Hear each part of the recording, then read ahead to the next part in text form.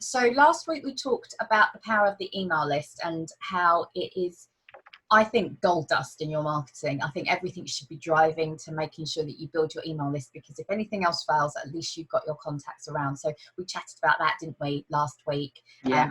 Across some points as to how easy it is and how you shouldn't really be sort of nervous about it. And we can hopefully we've talked through some points. But what tends to happen is that once you've got this email list, it's like, what do I do? how am I going to sort of activate this? And then we get the mind monkeys about other things that are going on as to why we can't yet do anything on our news, like maybe our newsletters. And newsletters are the most common thing to send out to keep our audience updated. But I don't know about you, Karen. I know you and I have had this discussion before, but I know when I've had this discussion with clients that know they've got to do it, and then I ask them what is the barrier to it, I get lots of questions. So the first thing that I get is, oh, newsletters are just spammy, and I think it's because of what they've received. So I mean, maybe you can talk about that, because you touched on targeting last week. So maybe if you can, I know you're targeting queen and you know how to drill down, and I always ask you. So I'm asking you. Okay. Yeah, well, I think it's,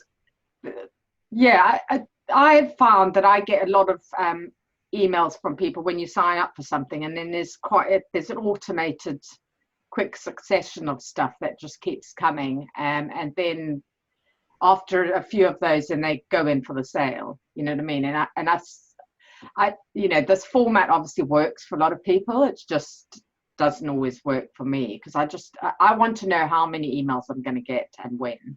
Yeah. So I can kind of manage that. So yeah, I think people do get frustrated because they get overwhelmed. Apart from getting lots of emails in your inbox from all things that you're working on, you're getting emails from things maybe that you've signed up to, different tools. You're getting things from maybe if you sign up to petitions and that. I mean, they just come through by the hundreds. And then you're getting emails from people that you've email newsletters you've signed up to people. So there's a lot coming into your inbox, and obviously it's trying to decide which ones you want to stay signed up to, which makes it really hard for the person sending out the email, but it's got to be really relevant and really valuable. I think that's the key point, isn't it? You're right. Providing value at all time. Always think of it as that, and a way to engage.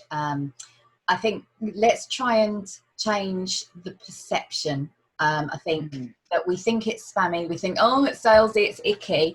But actually, if you're providing value, or you're using it as a like a touch point, like a way just to keep in touch, it doesn't need to be spammy or icky, and just providing value. I love the fact that there are some that will go into format in a bit, but some of them are not even sales related. Like there's no sales whatsoever. It is just something about the value of what that person or that company talks about. They're just sending out a very brief line or two of just the value that they think they can impart, that wisdom that they can impart. So as long as it's providing value and showcasing, there's nothing spammy about it, I think, because I think people understand that you are signing up for something, and you want something in return. They just don't want to be bombarded. You're right in terms of that is what spam feels like. I think that's what people are confused with. It's that bombardment of them rather than being actual spam content. It's valuable content, but you just don't have time to get to it because it's so often and so much. You're right, though. I try every quarter. I try and look at my inbox, because I wish I was somebody that had 0 emails at the end of the day. I have like thousands. So I try and every quarter, like, what am I signed up to? What am I seeing that is marked unread? And then I just unsubscribe. I start to go through that just to make sure that as a consumer, I'm not being bombarded. But I think also when GDPR came about, what I found really interesting was that everybody was panicking about everybody unsubscribing to newsletters. But actually, to me, I think that you don't want that. People that unsubscribe are a really good factor as, are they even relevant to you and what you do? So if they unsubscribe, don't take that to heart. Like, it's not because you're spam, it's just it's not relevant and they might need to move on. And that's why you get the checkbox afterwards, don't you? Like, why are you leaving?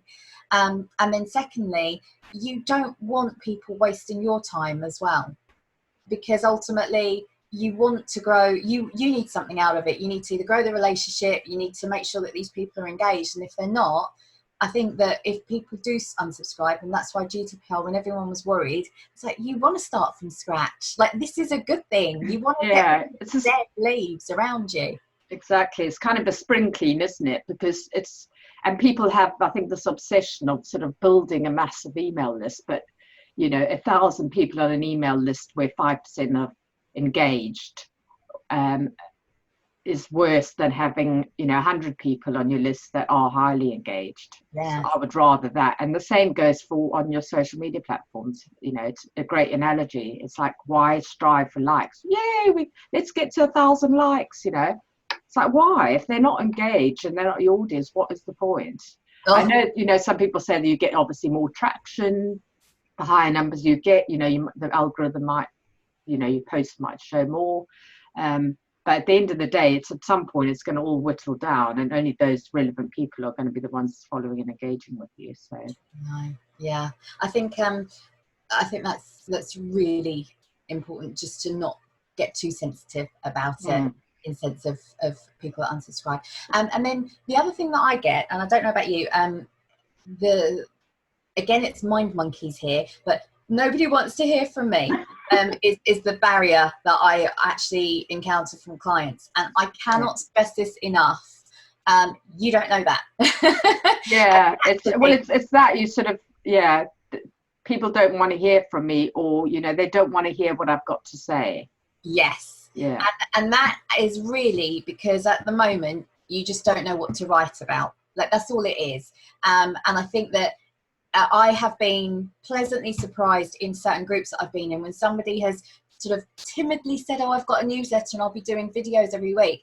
The amount of people in that group that said, oh, can you sign me up? And because they know this person's of value, and she, you know, at that point she'd underestimated herself. So I would say, please don't let that be a barrier to getting started, because I am sure that if you were to be clear what it is that you're delivering, how frequently, and what the format is, and just to bring some energy behind that, like some fun, engaged energy, you'll be surprised how people want to hear from you. So don't let that start. And also, as Karen says, if you get one person, 2 people, 5 people to start with, that is brilliant. Like, focus on those. That's your tribe. Yeah. The other thing that I get is, and you can help on this one, newsletters are boring. They just see it as a standard format. What I've particularly loved is, we talked about video, just doing dropping in a video every week. Maybe even a quote somebody's done. What have you seen? Like, what are the different formats? Well, yeah, the variety of formats. So I've had ones where it's just text only. So it looks like it's sort of written to you in person. I do find some of them a bit wordy. But then that's for me. Maybe it's just because that's not relevant to me, or I'm just very short on time, so I want something short, sharp and sweet. I've seen some that are very much like that, and they work very well. So I know a lady was doing that every Monday, and just very short, like 1 or 2 paragraphs into your inbox on a Monday morning. She was very successful with that. Links to videos as well. Mix up of content, so some are very visual, which are nice. I quite like the visual ones, because it's like, oh, okay, nice, nice banner at the top using nice imagery, really nicely designed. It's really pretty to look at, and again, if it's something quite visually pleasing, you sort of like grabs your curiosity. And again, photography can really, I don't know, sort of the neural pathways and all that, just straight to your brain, a visual that you can associate with what the subject is about, and you want to read more about that. So I think that can be quite powerful. I'm just trying to think of some of the other formats. I guess those are the most. I mean, a lot of people kind of do an intro, and then they might have, a case study or video. They might have a link to their latest blog post. You might have a call to action at the end. Well, if you want to find out more, sign up to my my Facebook or sign up to my course or get a free call. So I think there's, it's just looking at what works for your audience. And the great thing about all these emails systems is the analytics are really good. So you can see who opened, who clicked on what, when, etc. as well. So that can really give you good insights to improve them. I agree. I think look at your analytics as well, again, as seeing who is subscribing, unsubscribing, who's opening, and where those clicks are, if you're providing links back to your website. I agree, yeah. One of the things that I remember, you mentioned about text, and I actually recommended somebody do it more like an email, like, hi, and then, as if he was just dropping a note in, because he was really anti-newsletters, and he just thought, I hadn't thought about it like that. And I said, well, to be honest, he only had a small email list, a really concentrated email list of like 20 people where he gets his work from. And I said, all you have to do is almost do it like it was a check-in, like, hi, how are you doing? Just give a bit more personal line as to what you're up to.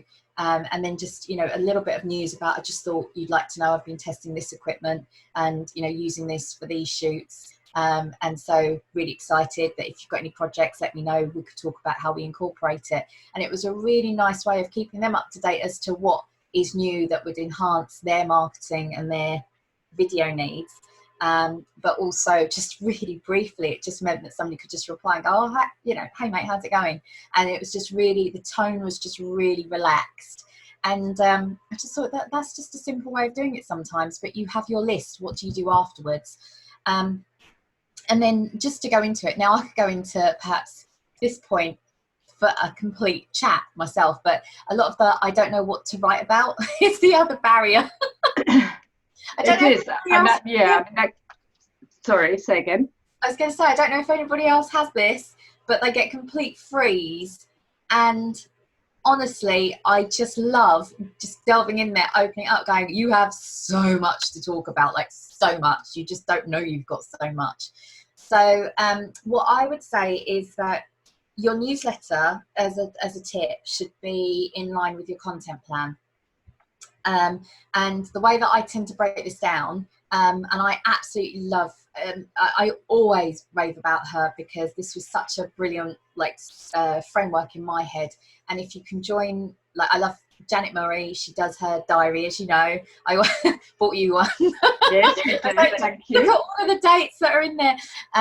But the great thing is that she does these classes, and I think it's super important, for every coach that I work with, they always ask you, what is your year plan? Like, what are you working on in your business? And what are those dates and what those weeks? So you plot those out, and then you think about what are the issues around your business that are relevant to you. So are there other external, not now about events, but say, for example, if there is, we've got Plastic Free July coming up. So for my clients that are more into sustainability, they're going to be talking about content around that. So you know that there is something that has to come along during your year. But then when I think about content, there is so many themes that you can base this around. It is, I tend to sit there and think, what is it that you would like your customers to know about working with you? You can literally write down all of that, all of the barriers, what are you addressing for them to go, oh, I did not know that.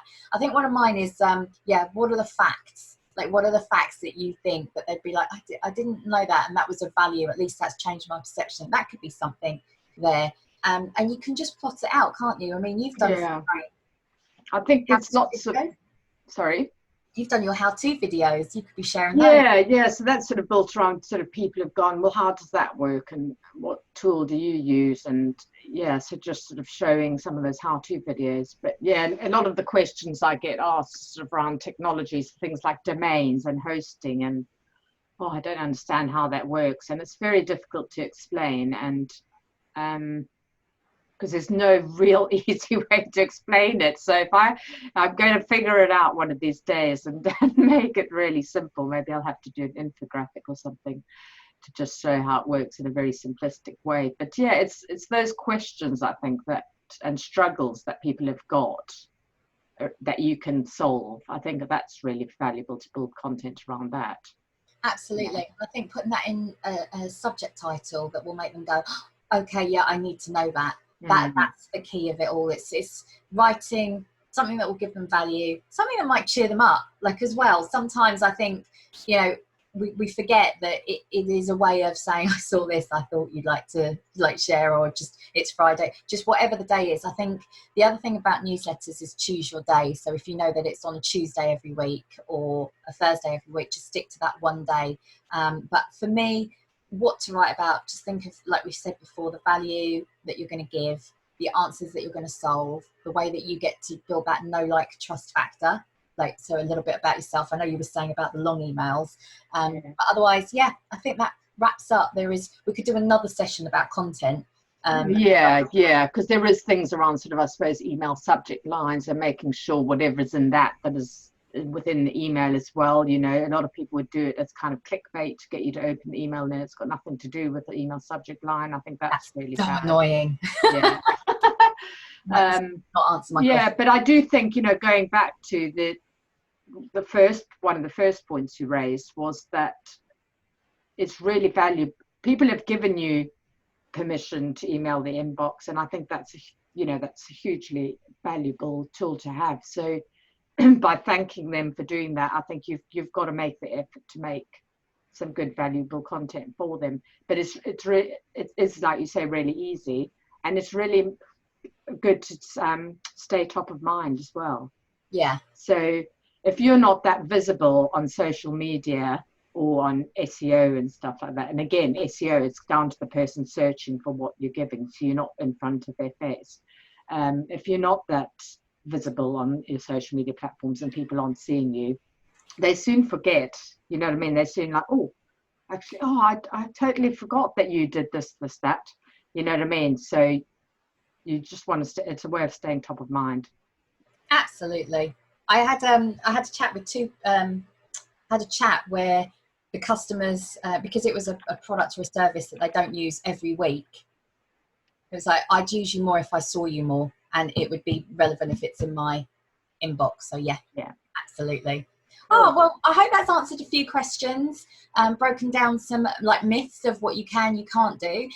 If you have any questions, then by all means just message us. We're always happy to give advice and help you on your way. Yeah. But otherwise, have a great Wednesday. Enjoy the rest of the week. On the tail end now to the weekend. Yeah, and hopefully some more sunshine, but it doesn't look like it. Yeah.